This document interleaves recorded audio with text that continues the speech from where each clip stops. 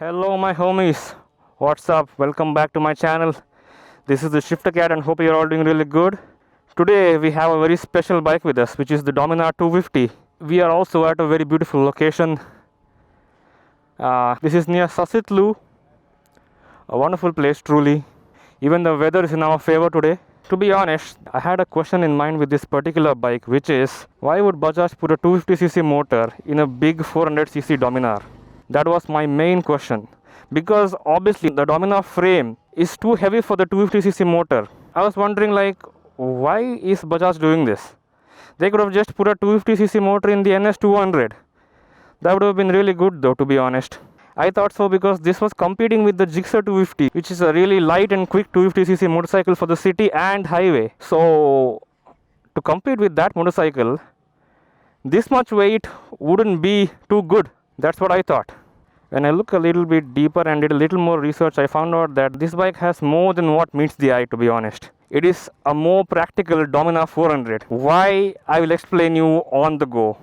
But for now, let's look at all the changes which we have over here compared to the regular Dominar 400. First of all, obviously we have a 250cc mill from the Duke 250, which is in a slightly less aggressive state of tune for touring purposes, obviously, to give more usable power. Second of all, instead of the 43mm USD forks, we have 37mm forks, not to mention the rear tire downsized to 130 sections, and the last change is with the cluster. It's not as loaded as the Dominar 400's cluster. Let's start up the motorcycle and hear the exhaust note. Ah yeah, gloves. Thank you.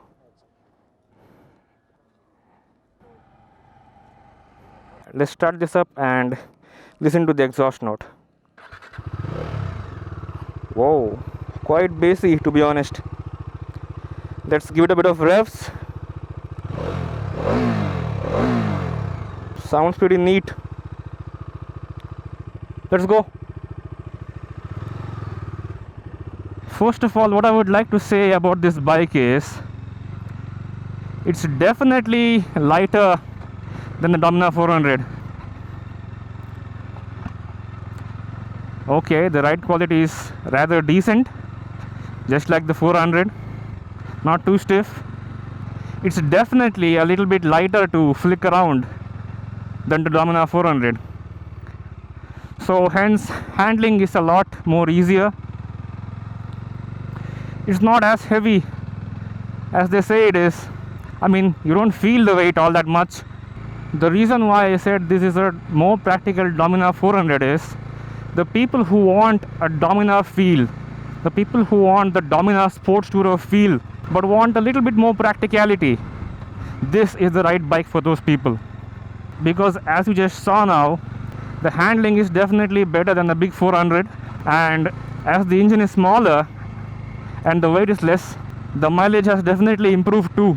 This thing can easily churn out around 36 kmpl on the highway and 34 kmpl on the city, which is not too bad, to be honest. It's good enough. One more thing, what I forgot to mention was that because of the smaller engine, the power is more usable in the city. In the Dominar 400, what used to happen was, because of that big engine and that meaty power band, puttering around in the city was a bit of a hassle. But now the power is in check and it is just right for the city, and it is good enough for highway use as well. Oh, and there is good amount of usable torque too. This is actually a fun motorcycle, man. Wow, there is a real good amount of usable torque. You don't notice it in low RPMs, but you definitely notice it when you go higher above the rev range.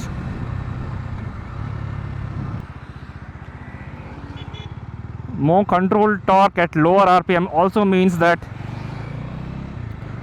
low speed drivability is a lot better, and you won't be jerking around a lot. Let's go. And now we enter the highway.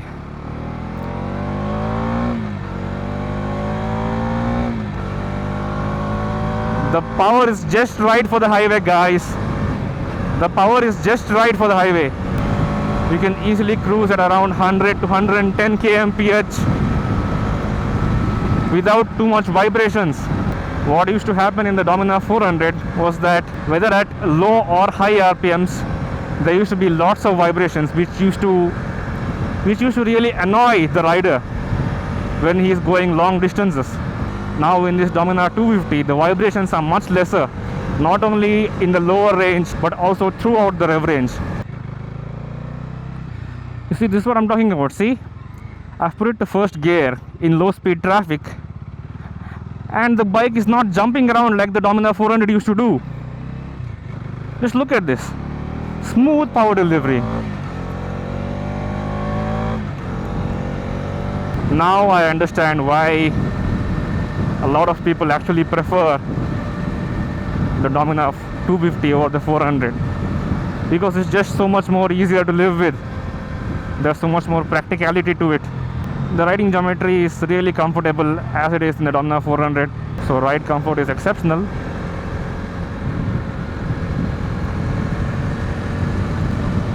It's not that heavy, man. Seriously, it's not at all that heavy.